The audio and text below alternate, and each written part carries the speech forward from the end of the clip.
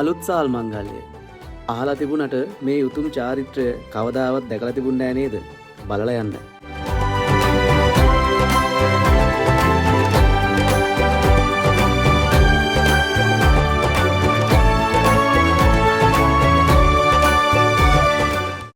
මචං අතීතයේ ඉඳලම අපේ හෙළගොවියෝ තමන්ගේ අස්වැන්න නෙලාගෙන එහි ප්‍රථම කොටස බුදුන්ට දෙවියන්ට පූජා කරන්න උතුම් චාරිත්‍රයක් කරගෙන තිබුණා.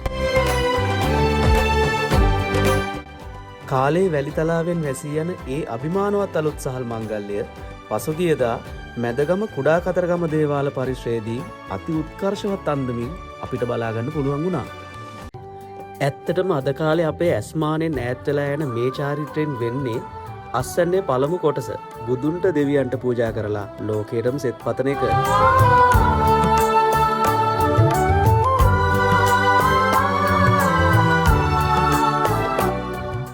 මැදගම කොට්ටාසේම හෙළගොවියෝ කුඩා කතරගම දේවාල පරිශ්‍රයට තමන්ගේ අස්වැන්නේ පළමු කොටස ලොකු පෙරහැරකින් අභිමානයෙන් ගෙනල්ලා පළමු පිරිත් සජ්ජායනා මැද එය බුදුන්ට පූජා කරා.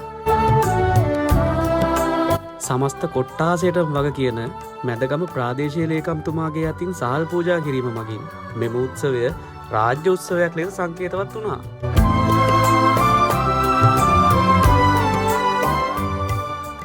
ඊට පස්සේ චාරිත්‍රය වුණේ කුඩා කතරගම දේවාලයට ඇවිල්ලා කතරගම දිව්‍ය උත්තම රාජානන් වහන්සේට අලුත් සහල් පූජා කරලා මුළු රටේම කෙත්තතුසාර වෙලා සෞභාග්‍ය උදා වෙන්න කියලා සෙත් පතපු එක.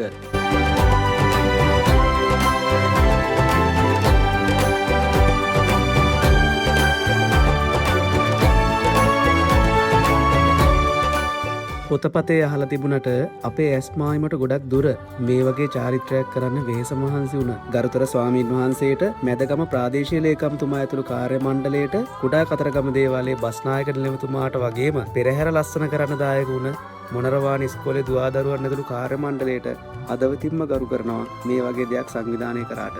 අලුත් සහල් මංගල්‍ය ගැන මුළු රටටම පෙන්වන්න වීඩියෝ එකක් ෂෙයා කරගෙනම යමු. එහෙනම් ජය වේවා.